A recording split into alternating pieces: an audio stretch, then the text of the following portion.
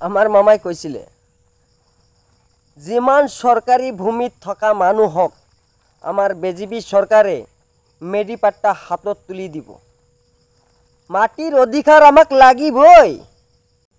সব video' recording কৰি লৈ লওক যিমান চৰকাৰী ভূমিত বাস কৰি থকা লোক আছে সকলোকে মেডি পট্টা বিজেপি দলে হাতত তুলি দিব আমাক মাটিৰ অধিকাৰ লাগিবই লাগিব না নাই মাটিৰ অধিকাৰ আমাক দিব লাগিবই ও মামা এতিয়া আপোনাৰ কথা কিটি কত গেল মামা মনত বড় এটা আশা লৈ আপোনাক ভোটত জিকাইছিলো আজিচোন আপুনি নিজেই কাঢ়ি ললে মামা আপুনি চোন আজি নিজেই কাঢ়ি লৈ আছে ইমান সঁচা কথা কৈছিলে না মামা ইমান সঁচা কথা কৈছে দুখ লাগে মামা